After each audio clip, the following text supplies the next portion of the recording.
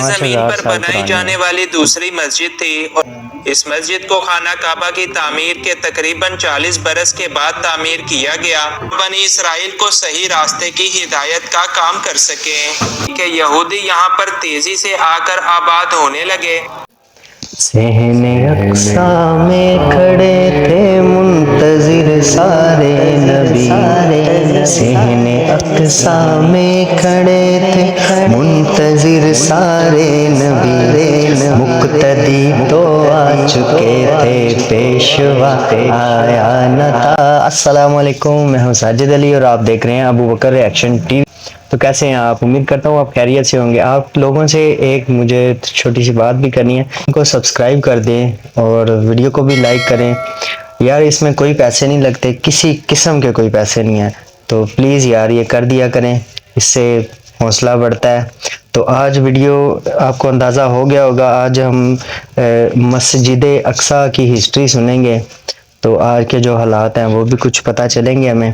تو چلے آئیں، چلیں ویڈیو کرتے ہیں سٹارٹ۔ 1 2 3 گو۔ مسلمانوں کے قبلہ اول مسجد اقصیٰ کی تاریخ 5000 سال پرانی ہے۔ یہ زمین 5000 پر سال بنائی پرانی جانے ہے۔ والی دوسری مسجد تھی اور مسلمانوں کے لیے یہ تیسری اہم ترین مسجد کی سی حیثیت رکھتی ہے۔ اس مسجد کو خانہ کعبہ کی تعمیر کے تقریباً 40 برس کے بعد تعمیر کیا گیا، جس کا آج کل رقبہ تقریباً 1,44,000 مربع میٹر ہے اور اس میں 5 لاکھ سے زیادہ لوگ نماز ادا کر سکتے ہیں۔ مسجد اقصیٰ مختلف ناموں سے جانی جاتی ہے، جیسا کہ اس کو بیت المقدس، مسجد قبلہ، مسجد مروانی، مقام براق، دیوار گریا اور حرم شریف کے ناموں سے بھی جانا جاتا ہے۔ لیکن یروشلم شہر میں موجود اس خاص مسجد کی تاریخ آخر ہے کیا؟ اس کو کس نے بنایا اور یہ کن کن حالات سے گزرتے ہوئے آج کے دور تک پہنچی ہے؟ آج کی اس ویڈیو میں ہم مسجد اقصیٰ کی تاریخ حضرت آدم علیہ السلام سے لے کر آج کے دور تک کے بارے میں ڈسکس کریں گے۔ انفویو کی نئی ویڈیو میں ایک بار پھر سے خوش آمدید۔ روایات میں آتا ہے کہ حضرت آدم علیہ السلام نے مسجد اقصیٰ کو سب سے پہلے خانہ کعبہ کی تعمیر کے 40 برس کے بعد بنایا تھا۔ جناب آدم علیہ السلام کے بعد یہ مسجد نوح علیہ السلام کے دور تک ایسے ہی آباد اور موجود رہی اور پھر طوفان نوح کے بعد باقی تمام دنیا کی طرح یہ مسجد بھی منہدم ہو گئی۔ اس کے بعد حضرت عیسیٰ علیہ السلام کی آمد سے 3000 سال پہلے اس مقدس شہر کو کنعان کے لوگوں یعنی پیوسیوں نے آ کر یہاں پر آباد کیا تھا اور اس سرزمین کا نام فلسطین بھی انہی لوگوں کے دور میں رکھا گیا۔ یہ لوگ یہاں پر کئی ہزار سالوں تک قیام پذیر رہے اور حضرت ابراہیم علیہ السلام کے آنے سے پہلے انہی پیوسیوں نے مسجد اقصیٰ کی تعمیر نو کا کام بھی کیا تھا۔ جناب ابراہیم علیہ السلام نے اپنے بیٹے اسماعیل علیہ السلام کے ساتھ خانہ کعبہ اور پھر اپنے دوسرے بیٹے حضرت اسحاق کے ساتھ مل کر مسجد اقصیٰ کی تعمیر کا کام کیا اور انہی حضرت اسماعیل علیہ السلام کی اولاد مسلمان اور حضرت اسحاق علیہ السلام کی اولاد آگے چل کر یہودی کہلائی۔ مسجد اقصیٰ اس کے بعد حضرت اسحاق علیہ السلام کے کنٹرول میں گئی، جنہوں نے اس پاک گھر کا خوب خیال رکھا۔ حضرت اسحاق علیہ السلام سے بعد میں ایک بیٹا پیدا ہوا جو کہ یعقوب کے نام سے جانے جاتے ہیں اور ایک پیغمبر بھی ہیں۔ حضرت یعقوب علیہ السلام کے 12 یا 13 بیٹے تھے، جن میں سے ایک کا نام یوسف تھا۔ انہی یوسف علیہ السلام کو اللہ تعالیٰ نے نہ صرف نبوت عطا کی بلکہ کافی شان و شوکت اور عزت سے بھی نواز کر مصر کے قید خانوں سے اسی ملک کا بادشاہ بھی بنا دیا۔ حضرت یوسف علیہ السلام کے ہی دور میں حضرت یعقوب اور ان کے باقی بیٹے فلسطین سے آ کر مصر میں آباد ہو گئے اور یوسف علیہ السلام کے چند سالوں بعد اللہ تعالیٰ نے اپنے ایک اور پیغمبر یعنی حضرت موسیٰ علیہ السلام کو نبی بنا کر مصر میں بھیجا تاکہ آپ یعقوب علیہ السلام کی اولاد کو فرعون سے بچائیں اور بنی اسرائیل کو صحیح راستے کی ہدایت کا کام کر سکیں۔ لہٰذا بنی اسرائیل حضرت موسیٰ علیہ السلام کے ساتھ فرعون سے بچ کر مصر سے نکلے اور یوں بنی اسرائیل ایک بار پھر سے فلسطین میں آ کر رہنے لگے۔ اس کے بعد حضرات داؤد علیہ السلام کا دور آیا اور انہوں نے پھر سے مسجد اقصی کی تعمیر کا کام شروع کیا، جو کہ اس وقت صرف چند کھنڈرات کا ایک حصہ رہ چکی تھی۔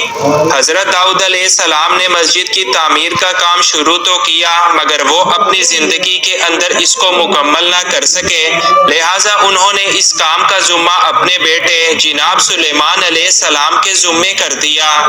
اب ان کے بیٹے حضرت سلیمان علیہ السلام، جو کہ خود بھی اللہ کے ایک پیغمبر تھے، انہوں نے مسجد اقصی کی تعمیر کو جاری رکھا اور آپ نے ہی اس کو مکمل کیا۔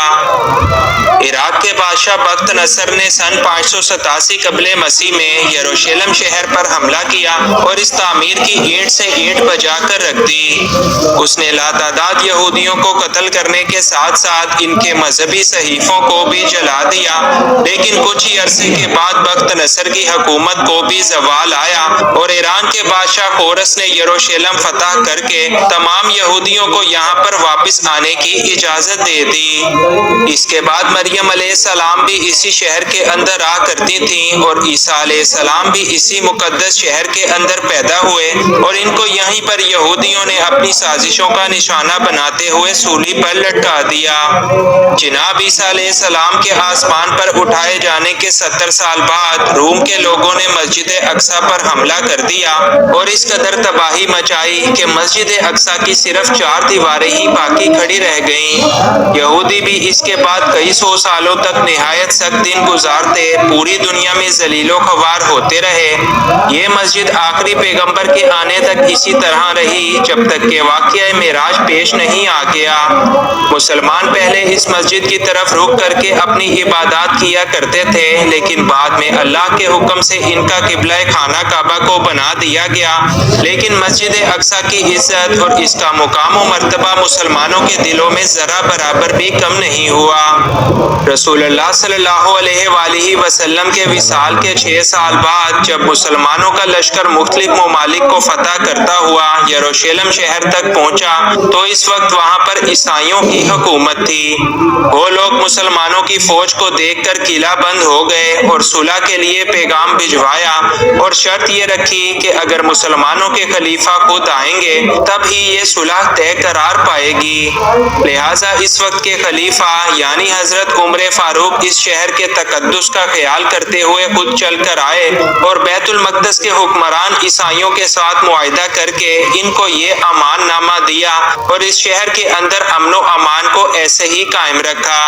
اس معاہدے کے بعد حضرت عمر بیت المقدس کے اندر داخل ہوئے اور یہاں پر 2 رکعت نماز ادا کی اور پھر یہاں ایک مسجد بنوانے کا حکم دیا جو کہ اس سے پہلے منہدم اور صرف مٹی کا ایک ڈھیر بن چکی تھی۔ لہٰذا بنو امیہ کے ایک خلیفہ جس کا نام عبد الملک بن مروان تھا، اس نے خلیفہ کے حکم پر مسجد کو دوبارہ سے بنوانے کا کام شروع کیا۔ بعد میں مختلف اسلامی بادشاہوں نے مختلف ادوار میں اس کی مرمت اور توسیع کا کام جاری رکھا اور اس کے علاوہ انہوں نے ایک اور وسیع اور عالیشان عمارت بھی قائم کروائی جس کا نام قبۃ الصغریٰ رکھا، جو کہ اس وقت یہ سنہرے گنبد والی عمارت ہے۔ سال 1099 میں عیسائیوں کی صلیبی افواج نے اس مسجد پر حملہ کر کے اس پر قبضہ کر لیا اور مسلمانوں کو یہاں سے قتل کر کے بھگا دیا، جس کے بعد نور الدین زنگی بادشاہ نے مسجد اقصی کو واپس لینے کے لیے مہم کا آغاز کیا، لیکن وہ اپنی زندگی کے اندر ایسا نہیں کر سکے۔ لہٰذا اس کے بعد سلطان صلاح الدین ایوبی جب بادشاہ بنے تو انہوں نے سال 1087 میں صلیبی افواج کو شکست دی اور یروشلم شہر کو مسلمانوں کے لیے ایک بار پھر سے آزاد کروا لیا۔ اس کے بعد سال 1918 تک سب کچھ ٹھیک ہی رہا اور پھر برطانوی حکومت نے یروشلم شہر کو مسلمانوں سے چھین کر اس کو اپنے قبضے کے اندر لے لیا۔ برطانیہ کے قبضے میں یہ شہر آنے کی دیر تھی کہ یہودی یہاں پر تیزی سے آ کر آباد ہونے لگے، کیونکہ باقی دنیا میں ان کو ظلم و اذیت کا سامنا کرنا پڑتا تھا۔ یوں چند ہی سالوں میں ایک بہت بڑی تعداد میں یہودی یہاں پر آ کر رہنے لگے اور پھر سال 1948 میں یہودیوں نے اسی جگہ پر اپنے ایک الگ ملک یعنی اسرائیل کے قیام کا اعلان کر دیا۔ بس وہ دن ہے اور آج کا دن یہودی اس ارض مقدس کی سرزمین پر مسلسل قبضہ کرتے ہی چلے جا رہے ہیں اور آج انہوں نے اصل فلسطین کو صرف ایک چھوٹے سے علاقے تک محدود کر کے تقریباً پورے ہی ملک پر اب اپنا قبضہ جما رکھا ہے۔ یہودی، عیسائی اور مسلمان تینوں ہی مذاہب کے لوگ آج بھی اس ارض مقدس پر اپنی اپنی ملکیت ظاہر کرتے ہیں اور کوئی بھی اس سرزمین کو چھوڑنے کے لیے بالکل تیار نہیں ہے، اور یہی وجہ ہے کہ اس ارض مقدس کو لے کر لڑائی جھگڑے اور تباہیاں کسی بھی صورت رکنے کا نام نہیں لے رہی۔ تو جی یہ تھی ہسٹری۔